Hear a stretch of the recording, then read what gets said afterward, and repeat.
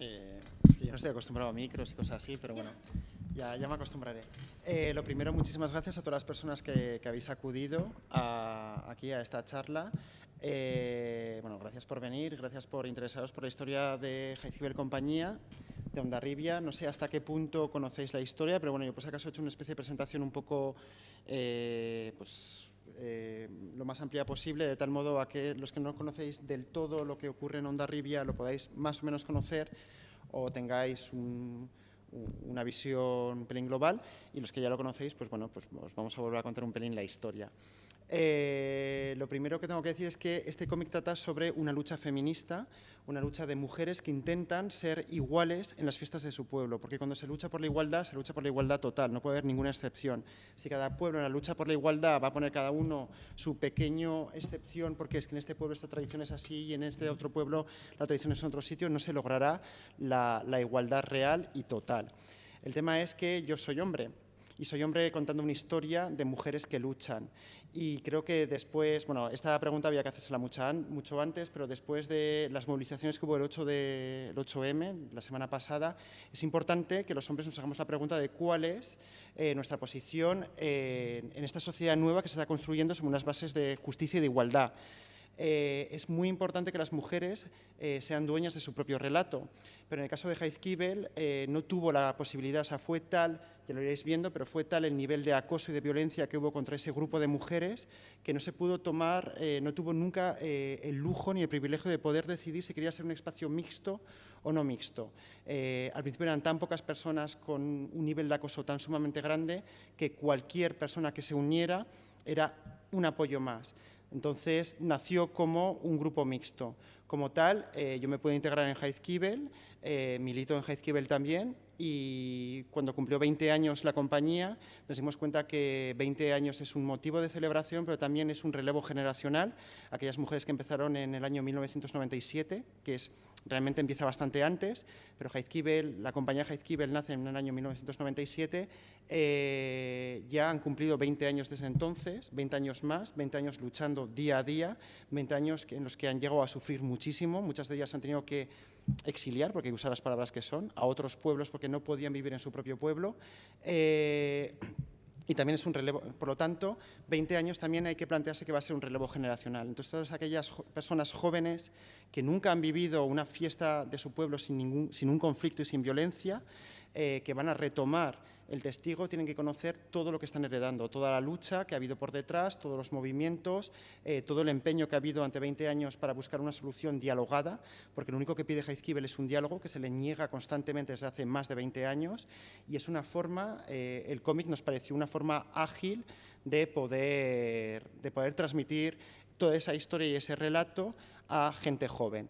Y bueno, pues como yo me dedico a dibujar, pues propuse aquello, y aunque sea tío, pues bueno, me apoderé un poco de un relato que debería estar en manos de mujeres, porque esto es tremendamente importante. Pero bueno, como es mixto y la idea gustó, y en las personas que militamos pues era el único que parecía que podía sacar esto adelante, pues por eso realicé el cómic. Pero bueno, sabes que las tías os tenéis que empoderar todavía más y acaparar absolutamente todos los espacios de creación. Más si habla de vuestra historia. Entonces, bueno, pues lo que he dicho, os voy a hacer un pequeño... pues voy a hacer una especie de salpicado entre viñetas e imágenes reales para que tengáis una visión un pelín global. Y lo que ha dicho Alba, que si en cualquier momento me queréis interrumpir, hacer alguna pregunta o lo que sea, bueno, pues bienvenido cualquier intervención. Entonces, vamos, esto es pinchar y ya está. Vale. A las fechas. Bueno, esto empezaba con un kaisho, que ya he dicho kaisho, o sea, lo vuelvo a decir, nunca está de más saludar dos veces. Y entonces esta es una fiesta que transcurre en Hondarribia, no sé si conocéis Hondarribia. Hondarribia es un pueblo precioso, tremendamente pintoresco, que está justo en la muga entre lo que es Iparralde y Egoalde. En la imagen de arriba se ve, pues el río sería más o menos la frontera, la muga esa. Y entonces, a principios de septiembre se celebra una fiesta, un ritual, o sea, es más que una fiesta, es todo un ritual en el que se involucra a todo el pueblo Y ahora que está como muy de moda el tema de las banderas en los balcones, en Hondarribia es como habitual que absolutamente todos los balcones o la mayoría de los balcones del pueblo se vistan con la bandera de Hondarribia para celebrar el acontecimiento que va a tener lugar el 8 de septiembre. Alba, con los nervios equivocados, ha hecho 8 de agosto, es 8 de septiembre por si queréis venir. También estáis invitados a Hondarribia el 8 de agosto, que se está de maravilla, pero ya, o sea, venís cada vez más, pero cada 8 podéis venir. El tema es que hay un ritual, un festejo, que desde fuera puede parecer una pequeña coreografía de que el pueblo se viste de ejército, pero realmente va mucho más allá de esa pequeña coreografía, ya que ese ritual va a juntar lo que es lo tradicional, lo que es la emoción que te arraiga a sentirte de un pueblo, va a juntar también lo religioso, ya que por detrás de ese ritual, que es como un pequeño desfile militar, va una procesión religiosa, va a ir lo político, va a ir lo social, todo se junta dentro de ese gran ritual. Entonces, actualmente, esto es lo que nos quieren vender, lo que llaman el tradicional o betico, o sea, esa especie de siempre. Digamos que los hombres se visten con un traje, cada compañía va a tener un traje diferente, muy similares, pero cada uno tiene como pequeñas características que les distinguen de los demás. Compañías se llama, o agrupaciones de gremios, que pueden ser los arranchales jóvenes, arranchales viejos, o si no, va a ir simplemente por barrios dentro del pueblo. Entonces, cada barrio crea como su mini pequeño compañía de infantería que va a ir desfilando, y entonces, pues al principio, pues bueno, van con escopetas, pero también vamos con música, con chiblitos, con tambores, y más o menos de media en cada compañía hay unos 500 hombres, y solo por compañía se va a aceptar a una mujer. Esa mujer se llama la cantinera, y esa mujer será elegida exclusivamente por hombres.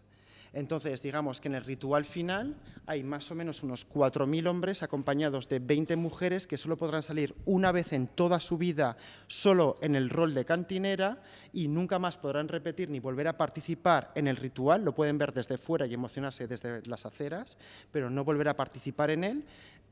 Mientras que los hombres pueden repetir la participación en ese ritual de forma continuada a lo largo de toda su vida. Un hombre puede empezar a los 4 años de cubero, irá evolucionando y pasará a tocar el chivilito, el tambor, luego la escopeta. Si quiere, puede tocar el chivilito toda su vida, pero puede estar durante 60 años desfilando tranquilamente año tras año, algo que a las mujeres no se les permite, cosa que hay que cuestionar. O sea, en cualquier espacio en el que no haya un 50% de mujeres, ya que representáis el 50% de la población, os tenéis que cuestionar por qué no hay 50% de mujeres y por qué siempre suele ser un porcentaje por debajo del 50%. Entonces, el tema es que... Dime. ¿Por qué normas se rige la cantinera? Pues difiere por cada compañía. Va a haber compañías que lo van a elegir a sorteo, pero va a haber compañías que va a ir por votación. Entonces, según los estatutos, tiene que cumplir una serie de requisitos, que es: no puede estar casada,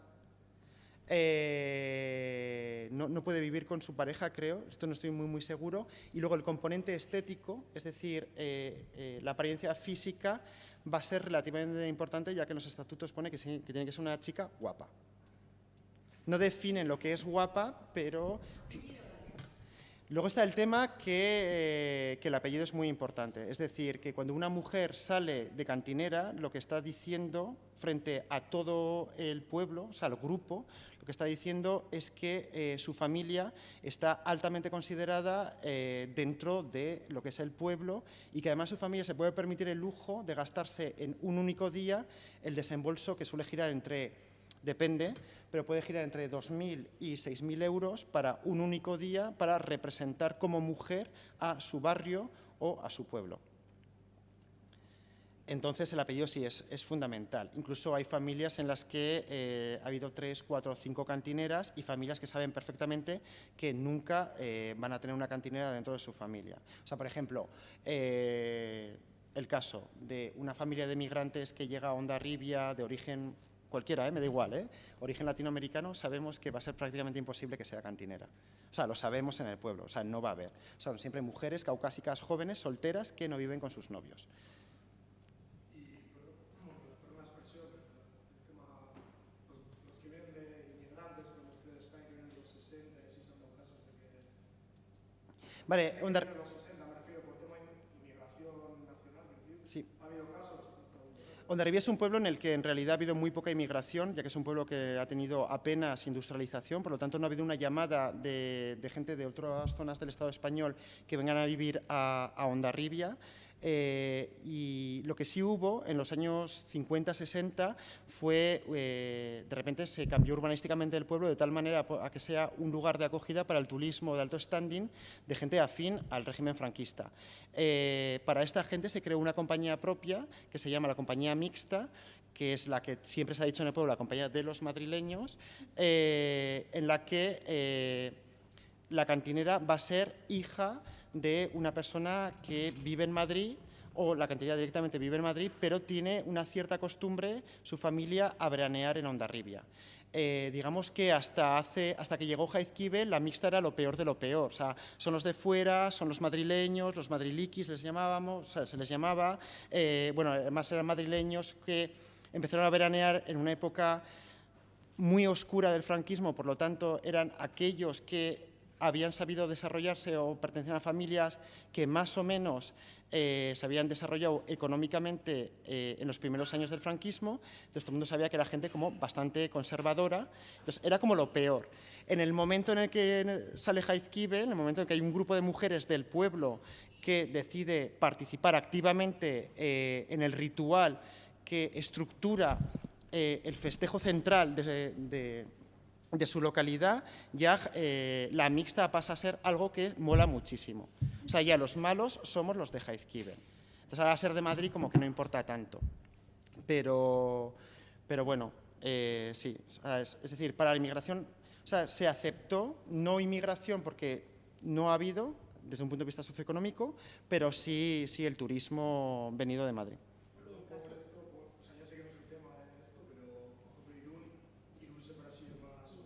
Sí.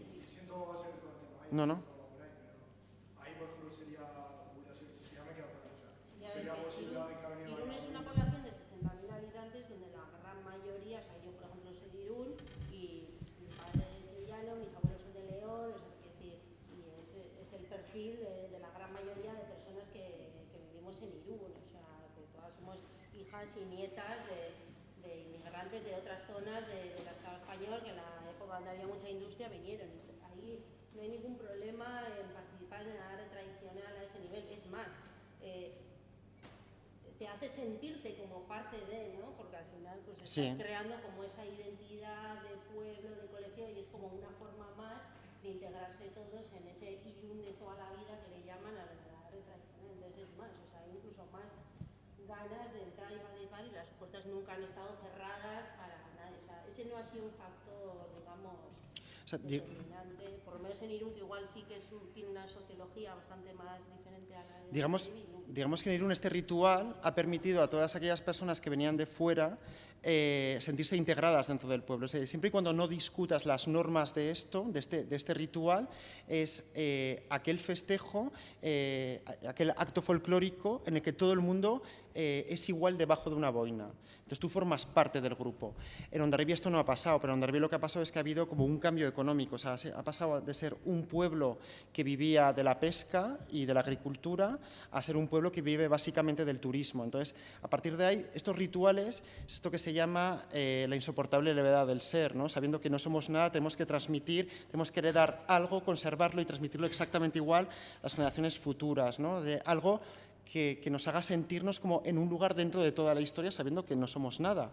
Y entonces, claro, discutir estos rituales suponen un grandísimo conflicto, porque claro, cuando tú discutes cómo se desarrolla una fiesta que en el fondo es el ritual folclórico y coreográfico que nace de cómo se estructura el pueblo, en realidad tú, sin saberlo, porque estas mujeres no tenían por qué saberlo, pero están discutiendo cómo se estructura a varios niveles, desde lo social, lo económico, de cómo se organiza el ayuntamiento, pues cómo se estructura toda la población. Entonces, sin saberlo, estaban cuestionando bastantes más temas de los que ellas pretendían. ¿Eso es para mí o es que viene con un...? Es que no se me parado, pues que era para mí, ¿sabes? Como... No, me han traído agua ya, ¿sabes?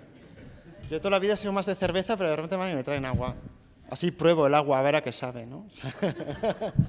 Bueno, ¿tenéis alguna pregunta más? O sea, porque, en serio, me podéis parar en cualquier momento, ¿eh? No hay ningún problema. No. Bien, ¿sientes que la respuesta... O sea, ¿te ha dado la información que...? Sí, vale.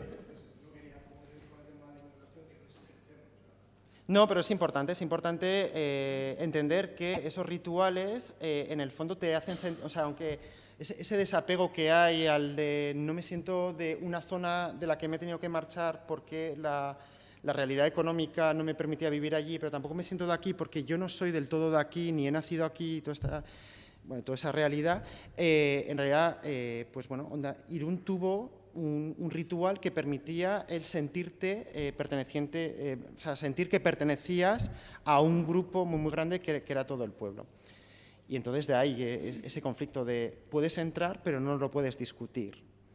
O sea, lo cual hace como que haya en realidad ciudadanos de segunda, ¿no? O sea, es como, puedes incorporarlo, pero ni se te ocurra cuestionarlo.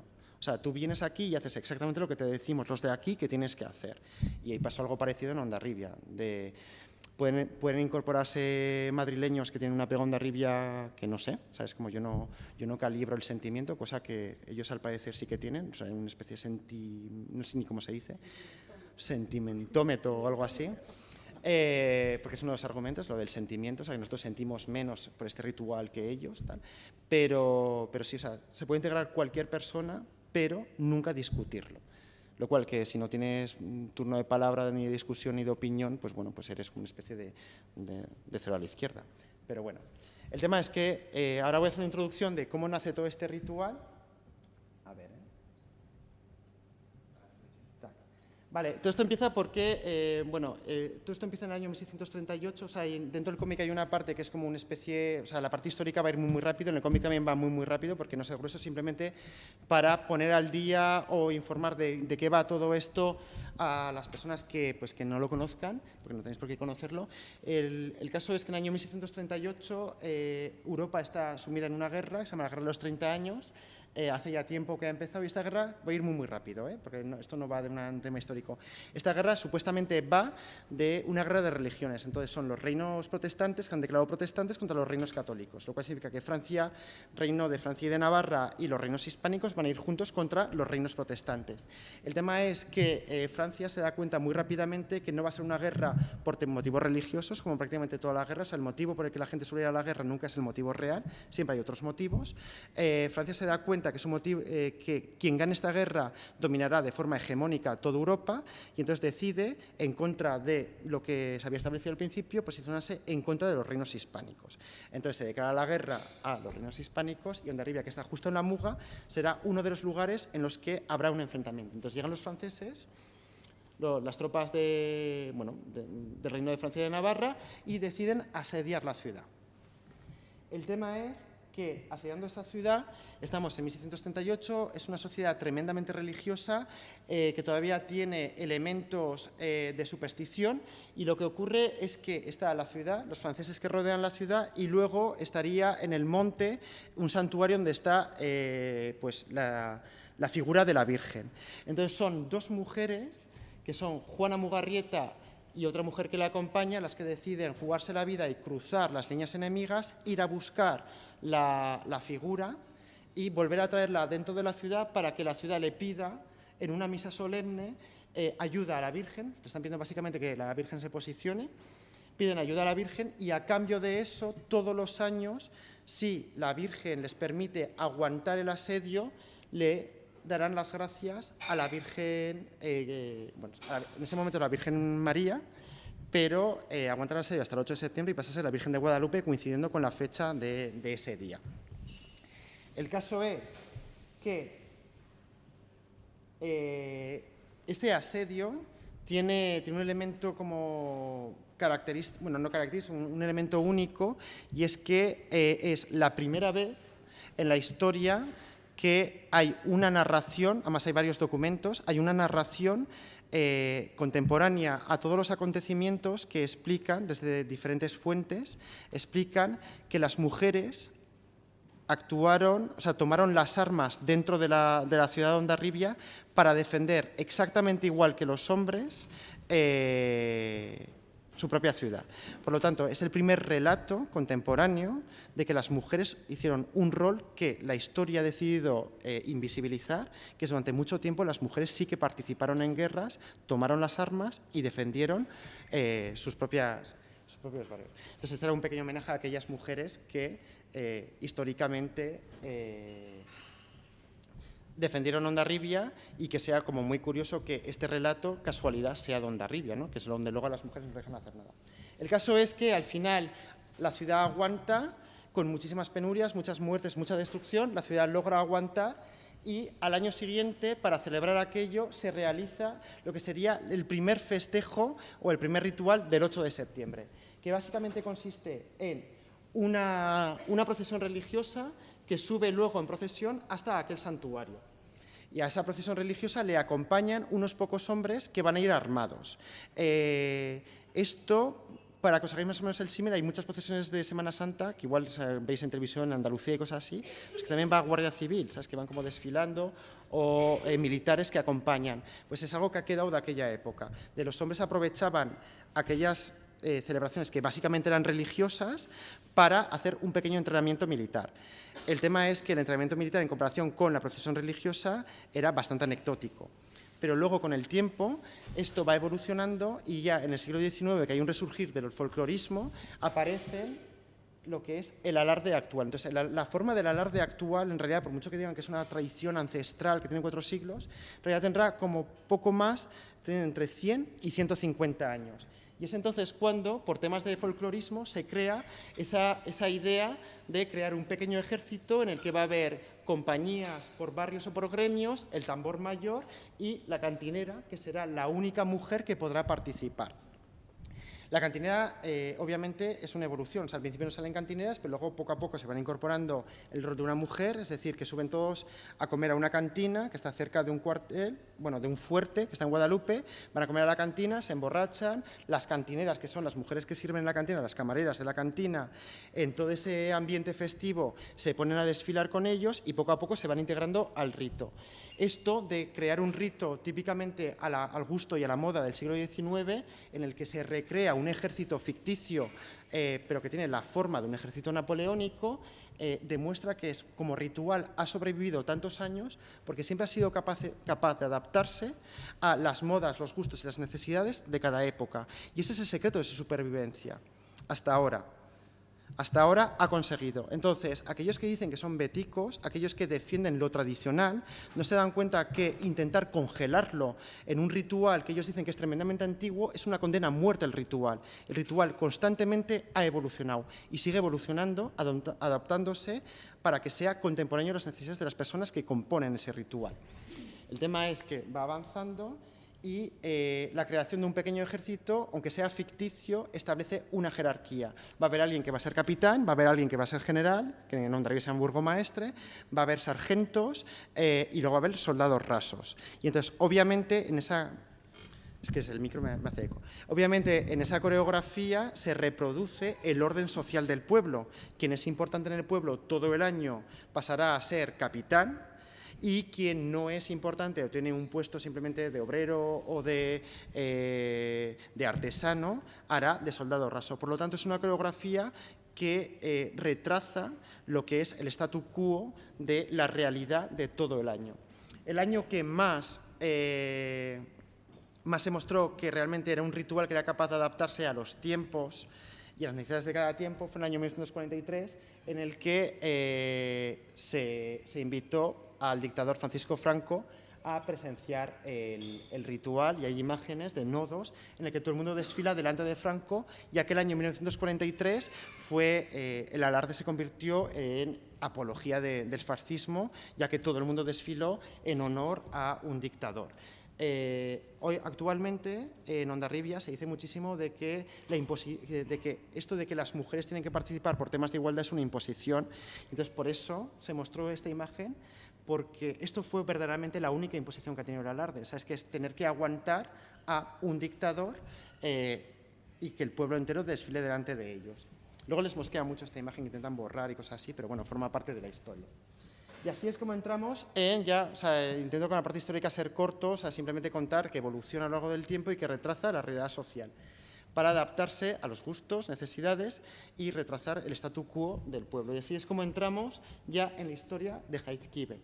A partir de ahora os enseño solo viñetas que aparecen en el cómic, pero también lo he plasmado como viñeta y imágenes reales para que tengáis una visión un poco más global.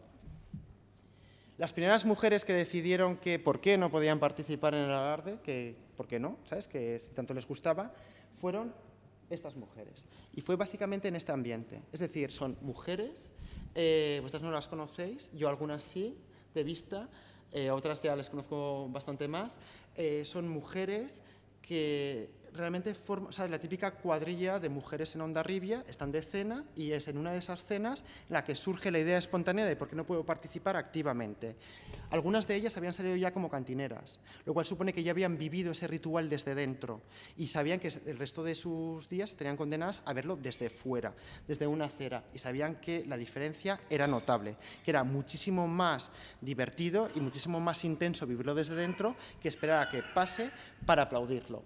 Este grupo de mujeres era un grupo totalmente heterogéneo, algunas posiciones políticas completamente diferentes, o sea, el típico grupo de amigos que no hace falta que coincidan absolutamente en todo.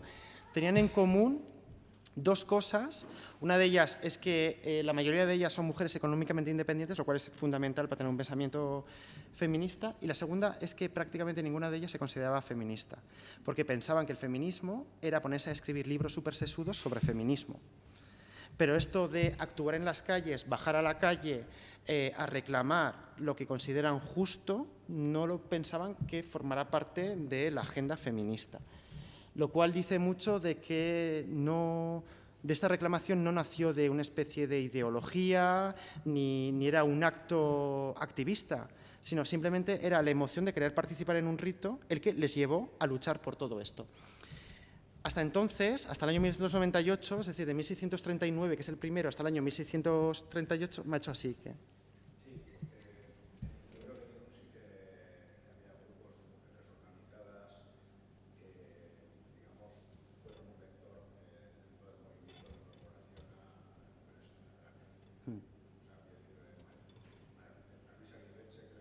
Sí.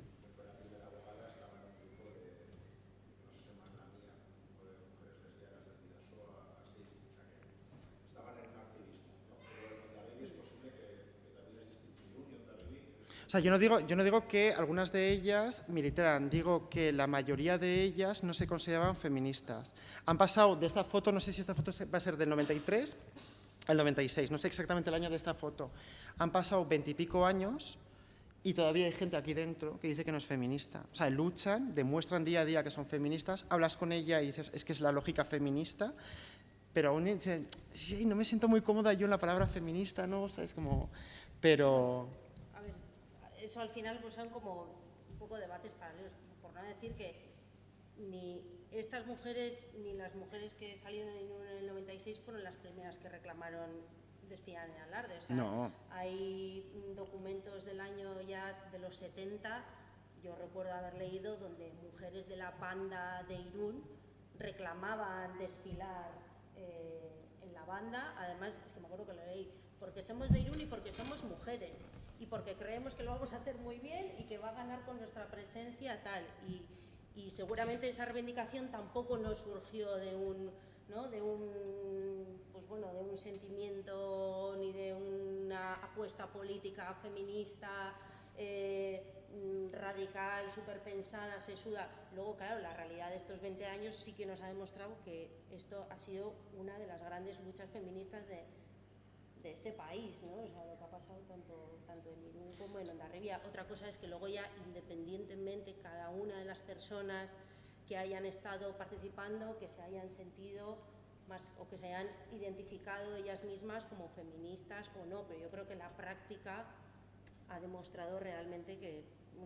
Bueno, realmente lo que quiero decir es que luego en el pueblo se han encargado de crear una especie de mitología y de historia paralela de cada una de estas mujeres y que inicialmente no lo vivieron como, o sea, no nacía desde un acto militante, sino más bien desde un acto de amor por un ritual. O sea, simplemente era eso. Sí, además aquí estamos hablando en concreto del caso de Hondarribia. En Irún es verdad que fue diferente. ahí había un grupo que era Bidasoa de Emakumeak, que estaba súper organizado, que era claramente un movimiento feminista, que lo que pasa, claro, han sido cosas que han ido sucediendo paralelamente, pero no a la vez, ni la organización ha sido conjunta, ¿no? En cada uno de los pueblos, aunque estemos pegadas y haya ahí mezclas, ¿no? Pero es verdad que cada una ha llevado su proceso sí, independientemente y tiene sus especificidades, ¿no? Yo creo que 3 o 4 años antes de que estallara el tema del 96, sí que hubo una reunión, no se llama Colectivo de Mujeres de Hondarribia, Colectivo Emeki. no feministas. Precisamente antes ha dicho Emeki. Juana Mugarrieta. No, Emeki. Ah, Emeki. Emeki, sí. Aquí sí que hubo un grupo de mujeres en Emeki que llamaron a una reunión y dijeron, la chica que venga, que si quiere que se ponga algo del traje de la compañía de alarde que le gustaría participar. Hubo algo de eso, pero fue eso, reunión, se habló en Barca de Irún, pero no era ni polémico porque se veía como esto no tiene recorrido. Bueno, yo simplemente lo que quería es montar esta especie de idea de mujeres radicales que quieren destrozar todo esto porque es que no responde a la realidad. Luego ya que cada una se defina como feminista, medio feminista o superfeminista ya es una cosa personal.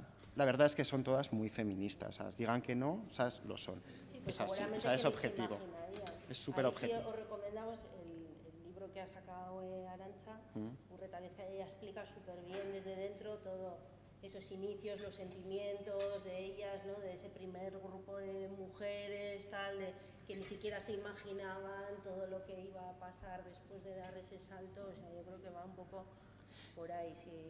El tema es que... Recomendación, perdón. que os lo leáis. El tema es que desde 1993 hasta 1996, teniendo en cuenta que el ayuntamiento organiza ese festejo, organiza y financia ese festejo, es el ayuntamiento, es de propiedad pública. Lo primero que van a hacer es, durante 3 años, se dedican a mandar cartas al ayuntamiento y cartas en las que piden poder participar, que se les acepte desde la organización y además también pedían poder reunirse con el ayuntamiento. Durante 3 años, 93, 94, 95, el ayuntamiento se va a dedicar de forma continuada a dar como respuesta el silencio administrativo, es decir, no respondemos, no existís y os invisibilizamos. Por lo tanto, ya en el año 1996, teniendo en cuenta que ya en Irún se incorporaron las primeras mujeres y la calle acabó siendo un espacio de violencia, deciden hacer un acto que visibilice, que visibilice y permita el debate en torno a las mujeres dentro del alarde. Ese acto consistió en...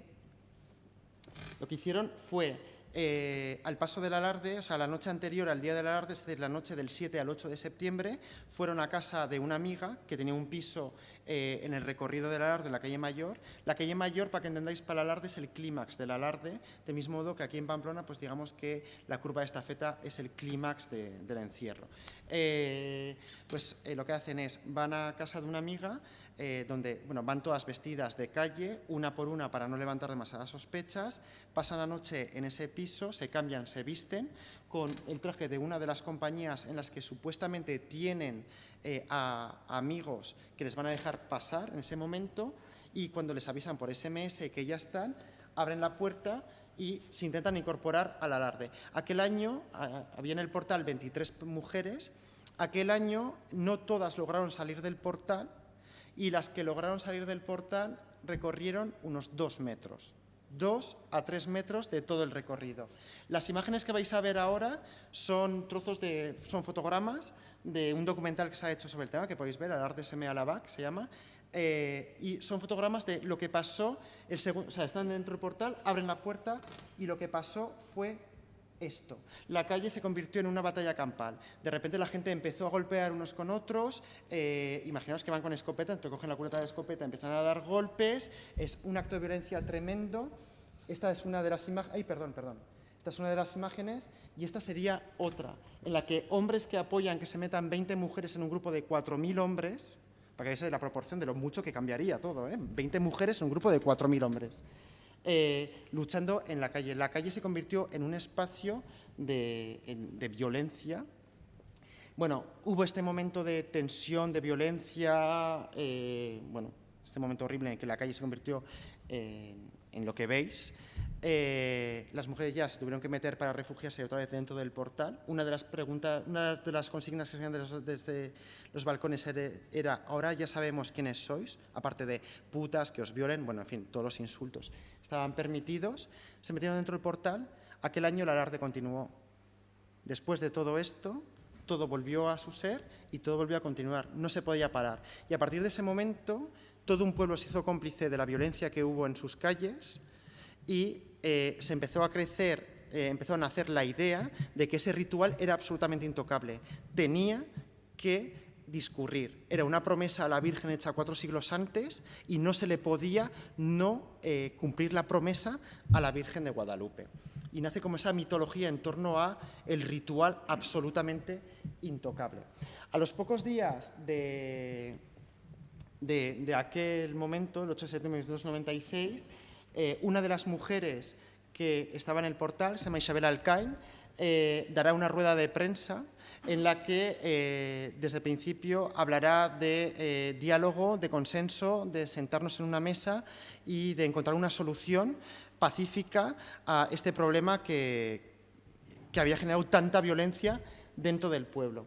Nunca hubo diálogo, nunca hubo una voluntad de sentarse en torno a una mesa a encontrar puntos de encuentro, pero lo que sí hubo fue una especie de búsqueda a lo largo de 3 semanas de toda la información personal. Estamos en el 96, no existe Facebook, no existe Twitter, o sea, todo el mundo es muy anónimo.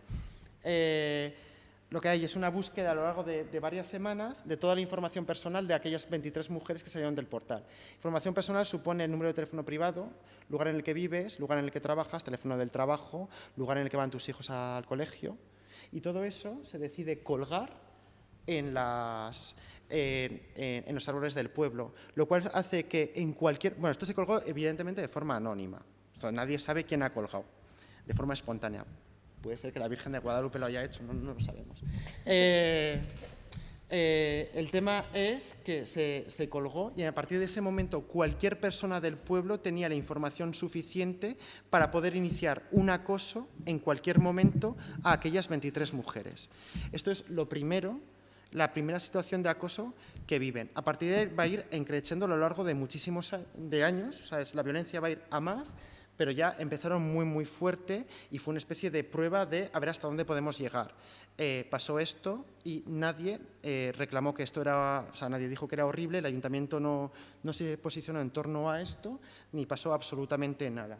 Las personas que hicieron esto siguen impunes, o sea, es que nadie sabe quién lo ha hecho todavía. El caso es que a lo largo de un año, de 1996 hasta 1997, intentan buscar lugares o compañías en Alarde que les acepte, todas se niegan a hacerlo y es entonces cuando, en 1997, el 8 de septiembre, nace Jaizkibel. Jaizkibel lo primero que hará, Isabel Alcain, que era la portavoz, pasará a ser la capitana.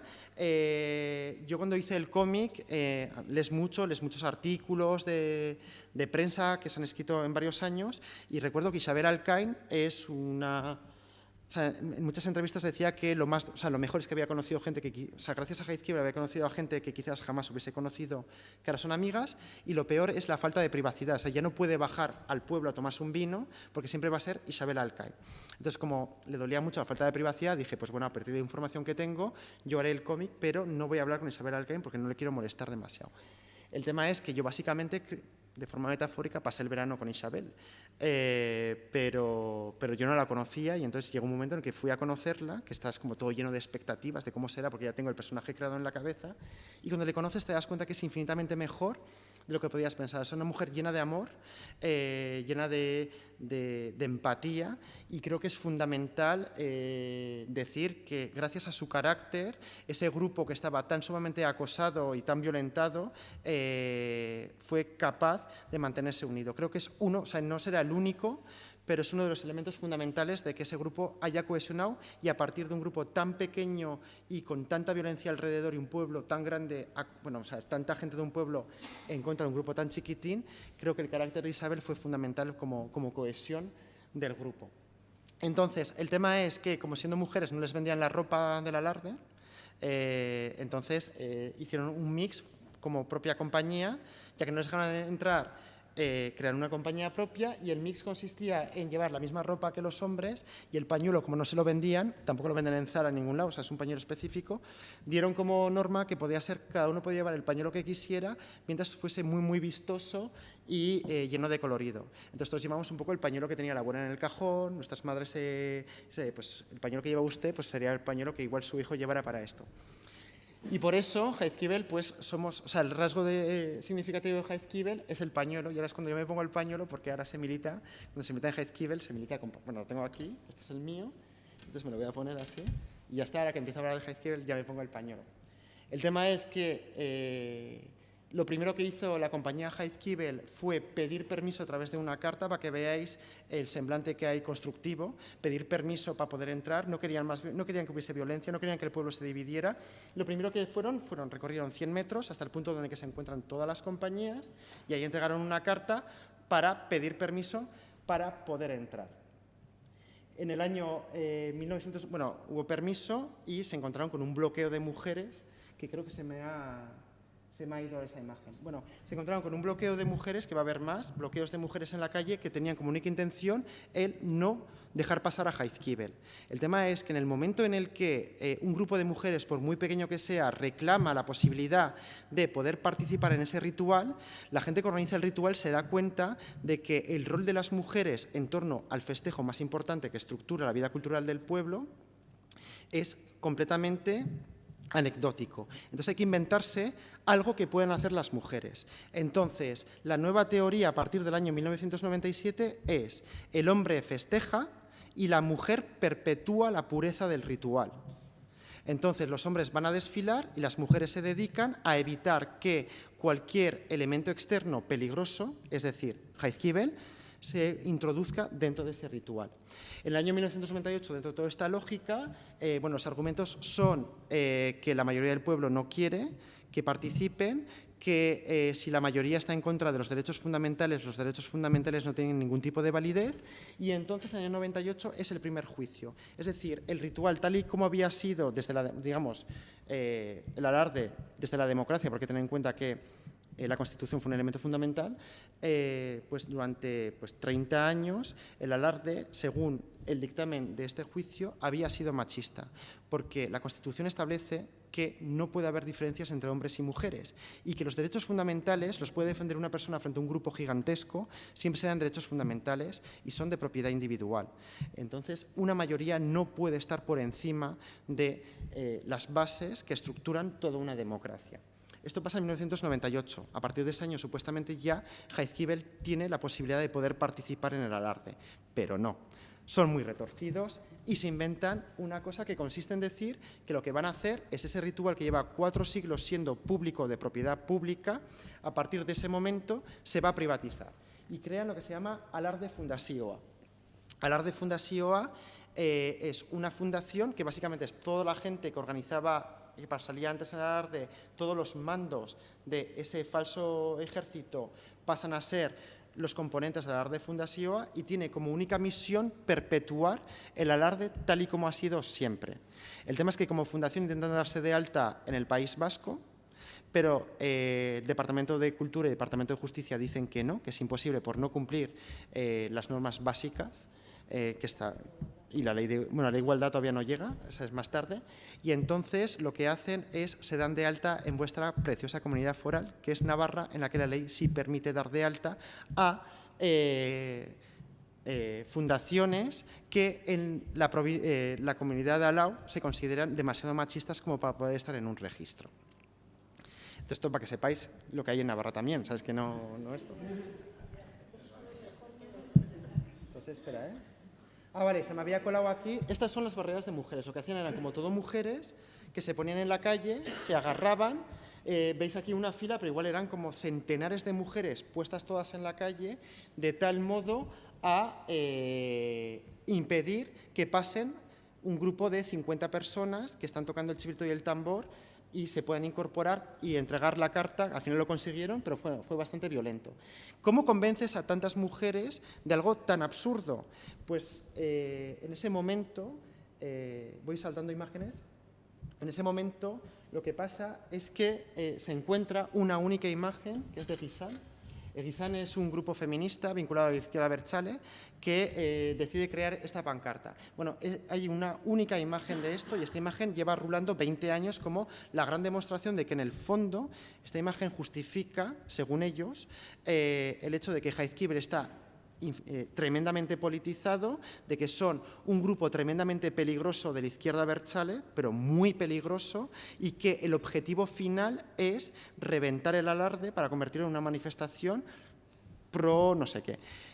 Tú me estás mirando con cara de, en serio, alucino, pero este argumento ha calado dentro de todo un pueblo, de la mayoría de un pueblo. Entonces, así va pasando el tiempo. Es que se me han liado las diapositivas, no sé. Bueno, luego vuelvo para atrás y eso. Pasando el tiempo, pasan los días, vais viendo cómo paso a paso es muy, muy difícil y esto es para que veáis el nivel de violencia que había. O sea, se encontraban con este tipo de situaciones en la calle que consiste en voy a trabajar, cojo el coche y me encuentro pintadas encima del coche.